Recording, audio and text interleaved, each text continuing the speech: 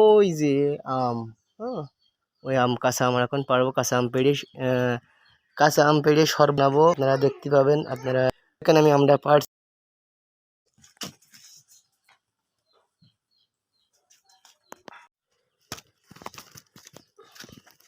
এই যে আম পারলাম আমরা এখন।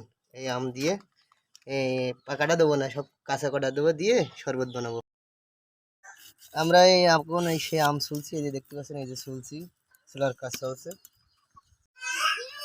এই যে আম সব কুটে ফেলালাম।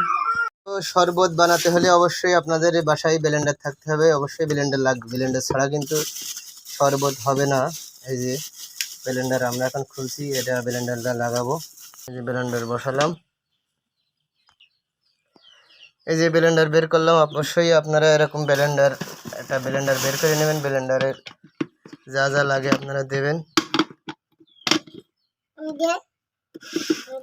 এই যে ব্লেন্ডার মেশিন ফিট করলাম। অবশ্যই ফিট করার আগে আপনারা সুইচ দিয়ে একটু টেস্ট করে নিয়ে দেখবেন ঠিক আছে কিনা। দিচ্ছি, দেখেন আপনারা।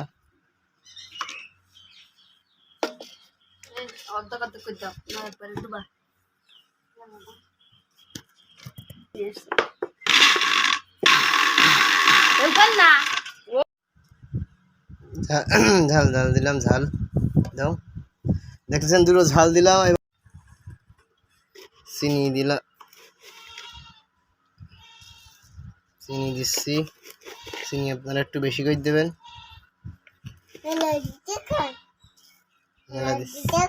নাহলে মিষ্টি লাগবে না তো। একটু নুন দাও হালকা। এবার একটু নুন দেবো, এই যে 1 চামচ পরিমাণ নুন দিলাম, নাহলে এই সব কিছুর কাজে আসবে না। এবারে ঠান্ডা পানি দেবো। লবণ দিছি, লবণ দিলাম না, ঠান্ডা পানি দেবো হালকা, এই যে দিলাম। আপনারা অবশ্যই পানিটা ঠান্ডা দেবেন, ঠিক আছে? এবার দেখি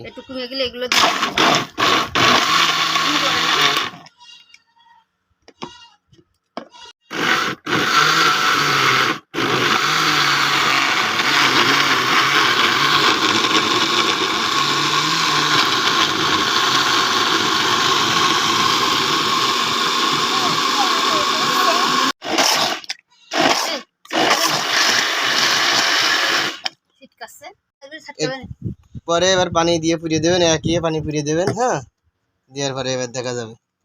তো আমরা বানানোর পরে একটু মিষ্টি কম হয়ে গেছে, তাই আমরা আবার চিনি দিলাম। চিনি দিয়ে আপনারাও টেস্ট করে দেখবেন, চিনি দিয়ে আবার দেবেন। কিন্তু বানানো শেষ, এই যে আপনি ঢেলছি, আপনারা দেখেন।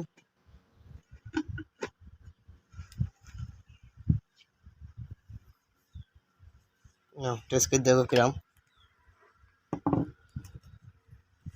কিরাম। ও তো দেখতে পাচ্ছেন ঝাল বেশি হয়ে গেছে, আপনারা ঝাল দেবেন না। হ্যাঁ, ঝাল দেওয়া যাবে না, ঝালের কারণে শরবত ভালো লাগেনি। আপনারা বানালে ঝাল দেবেন না।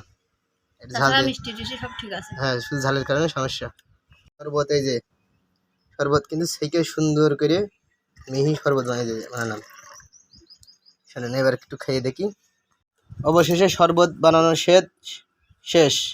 এখন শরবতটা খাবো, আপনারা দেখেন।